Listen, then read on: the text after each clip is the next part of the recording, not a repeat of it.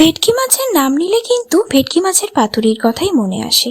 কিন্তু ফুলকপি দিয়ে ভেটকি মাছের এই রেসিপিটা একবার ট্রাই করে দেখুন তো।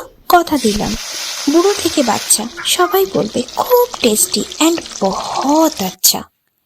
রেসিপির প্রত্যেকটি উপকরণের নাম এবং পরিমাণ আমি ডেসক্রিপশনে দিয়ে দিলাম।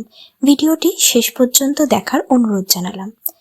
নমস্কার বন্ধুরা, কেমন আছেন সবাই? আশা করি আপনারা সকলে ভালো আছেন। রসনার তৃপ্তিতে আপনাদের আবারও একবার স্বাগত জানাই।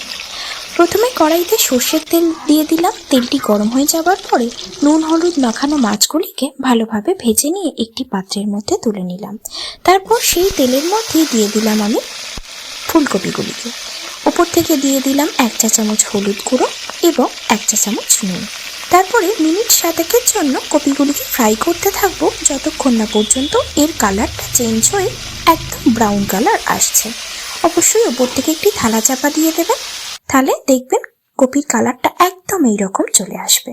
তারপরে কপিটিকে একটি পাত্রে তুলে রেখে সেই তেলের মধ্যে দিয়ে দিলাম জিরের ফ্লেভারটা বেরিয়ে এলে দিয়ে দিলাম আমি রসুন কুচি এবং 2টি মিডিয়াম সাইজ পেঁয়াজ কুচি। পেঁয়াজ এবং রসুনকে আমি মিনিট 7 জন্য ফ্রাই করতে থাকবো একদম মিডিয়াম লো আঁচেতে। এবং এতে আমি অ্যাড করে নিলাম 1 চা চামচ নুন, যাতে সুন্দরভাবে পেঁয়াজ এবং রসুনটা মেল্ট হয়ে যায়। যখন পেঁয়াজ রসুন ভাজা মোটামুটি হয়ে আসবে তখন আমি তাতে দিয়ে দিলাম 3টি কাঁচা লঙ্কাকে চিড়ে, যাতে কাঁচা লঙ্কার ঝাল এবং ফ্লেভার দুটোই রান্নার মধ্যে পাই। এবং তাতে দিয়ে দিলাম আমি 2টি মিডিয়াম সাইজ টমেটো কুচি। টমেটোটা যখন একটু গলে গলে যাবে তখন দিয়ে দিলাম তাতে আদা বাটা, জিরে এবং ধনে গুঁড়ো, কাশ্মীরি লঙ্কার গুঁড়ো, হলুদ গুঁড়ো। এবারে আমি অল্প অল্প করে জল দিয়ে পুরো মশলাটাকে কষতে থাকবো মিনিট 10 জন্য। যখন মশলাটা আপনার কষা শেষ হয়ে যাবে তখন আপনি নিজেই বুঝতে পারবেন, দেখবেন মশলার গা দিয়ে সুন্দরভাবে তেল ছেড়েছে। আমি একটু কালারটা সুন্দর আনবার জন্য অল্প একটু চিনিও দিয়ে দিলাম। এবার মশলাটিকে আবারও আমি কষতে থাকবো। দেখুন তো কি সুন্দর তেল ছেড়ে দিয়েছে না মশলাটা, আর মশলার কালারটাও চেঞ্জ হয়ে গেছে। এরপর আমি এতে অ্যাড করে দিলাম সিদ্ধ করা আলু।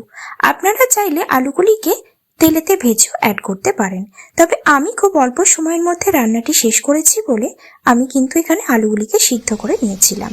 এরপর আমি এতে অ্যাড করে নিলাম ভাজা কপিগুলিকে।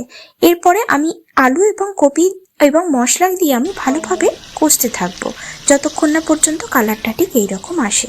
যখন কালারটা এইরকম আসবে আপনি বুঝে যাবেন আপনার কষা কমপ্লিট হয়ে গেছে। তখন আপনি 1 গ্লাস বা 1.5 গ্লাস মতো গরম জল অ্যাড করে দেবেন। গরম জল অ্যাড করে দেওয়ার পরে তরকারিটা ফুটতে দিলাম আরও মিনিট 7 জন্য।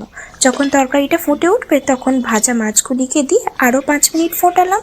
তারপরে ওপর থেকে একটু গরম মশলা ছড়িয়ে দিলাম আর সার্ভিং বোলের মধ্যে তরকারিটাকে ট্রান্সফার করে তার উপরে একটু ধনেপাতা দিয়ে দিলাম। ব্যাস, আপনার রান্না কমপ্লিট। রেসিপিটা কেমন লাগলো প্লিজ কমেন্টে জানাবেন। ভালো লাগলে একটা লাইক করে দেবেন আর অতি অবশ্যই বন্ধুদের সাথে শেয়ার করবেন। অ্যান্ড সাবস্ক্রাইব করতেও ভুলবেন না কিন্তু। টাটা।